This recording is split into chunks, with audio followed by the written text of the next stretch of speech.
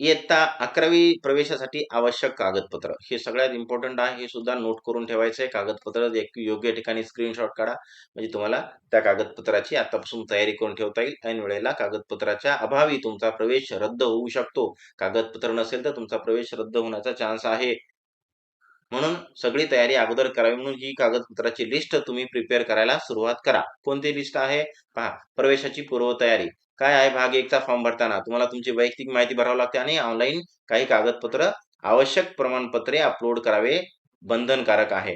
तर भाग 1 भरताना कोणते आहेत. प्रवेश निश्चित करताना सुद्धा मूळ कागदपत्र इथं अपलोड केलेले जे आहेत इथं फक्त फोटो असतो बेटा.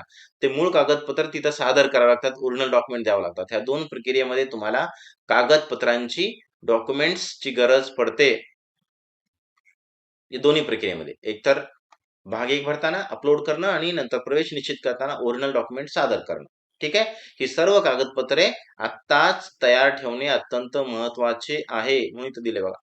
आत्ताच तयार ठेवा किंवा तयारी करून ठेवा, कलेक्ट करून ठेवा सगळे कागदपत्र. ऐन वेळेला तुमची धावपळ होणार नाही. काय बघा कोणते कोणते आहेत. खुल्या प्रवर्गासाठी जे विद्यार्थी आहेत ओपन कॅटेगरीचे त्यांच्यासाठी मी लिस्ट सांगतो.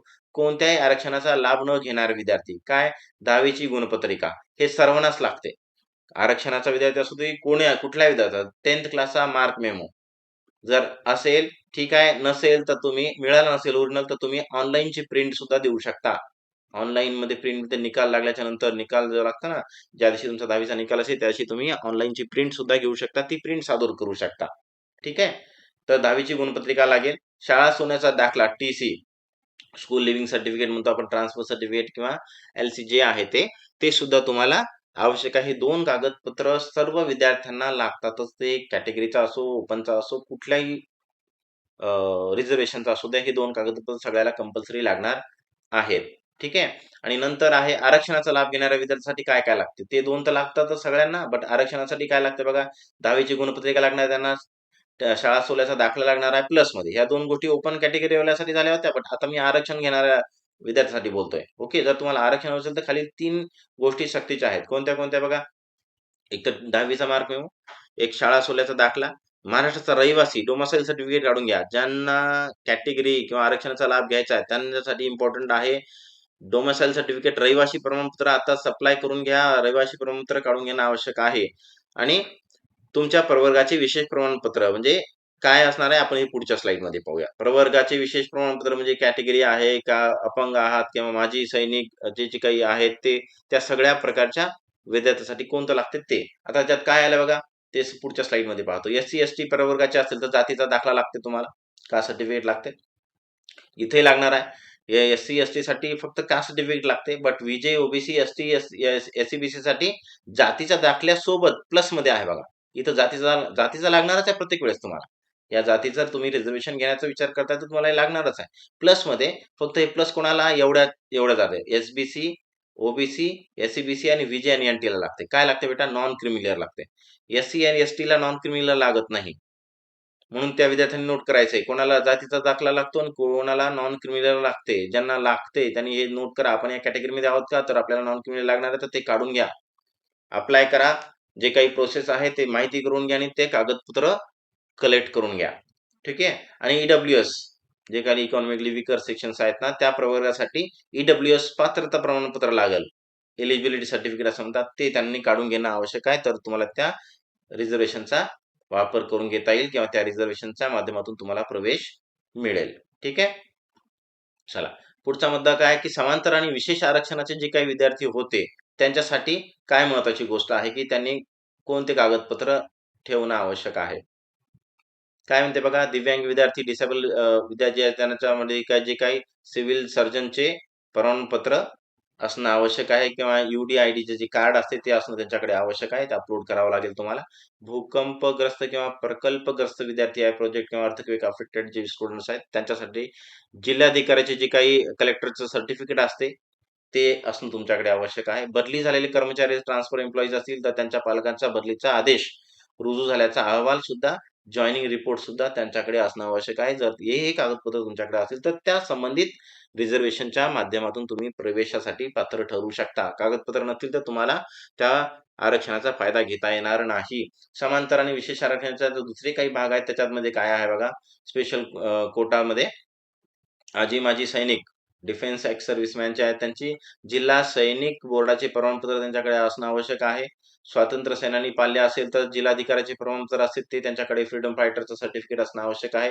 खेळाडू असाल तर जिल्हा क्रीडा अधिकाऱ्याचे प्रमाणपत्र तुमच्याकडे असणं आवश्यक आहे.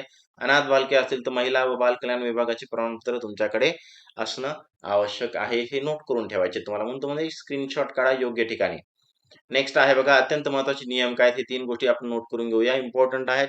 रूल्स, सामाजिक आणि वैधानिक जातीचा फायदा घेण्यासाठी विद्यार्थी महाराष्ट्रातील जातीचा असणे आवश्यक आहे. महाराष्ट्रातील जातीचा असणे आवश्यक आहे. इतर स्टेटमध्ये वेगळ्या प्रकारचे आरक्षण असतात. तिथल्या वेगळ्या प्रकारचे कॅटेगरी असू शकतात एखाद्या विशिष्ट जाती, म्हणून ते सामाजिक किंवा जे काही आरक्षण घेण्याचा विचार करतात तर ते महाराष्ट्रातील जातीचं असणं आवश्यक आहे.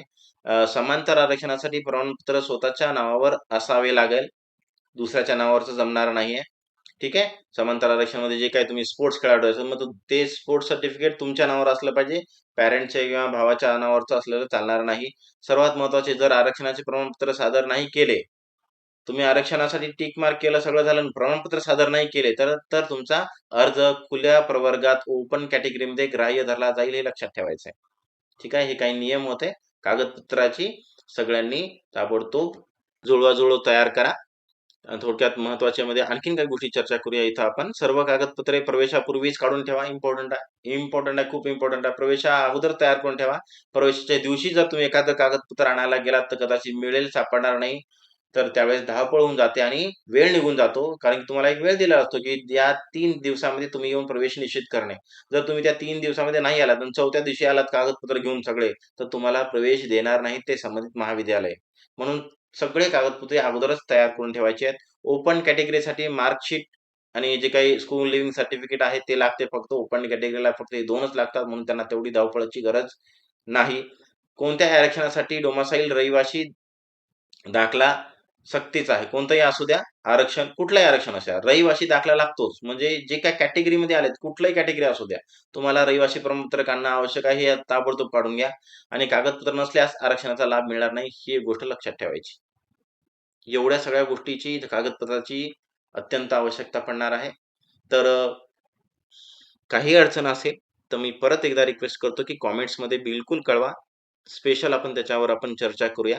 आणि परत शेवटची रिक्वेस्ट की अशी जी काही शैक्षणिक माहिती आहे किंवा इतर काही ॲडमिशन बद्दलची माहिती आहे, ती तुम्हाला प्राप्त होत राहावी यासाठी तुम्हाला टिपिकल इंडियन मास्टर या YouTube चॅनलला सबस्क्राईब करायचं आहे. धन्यवाद.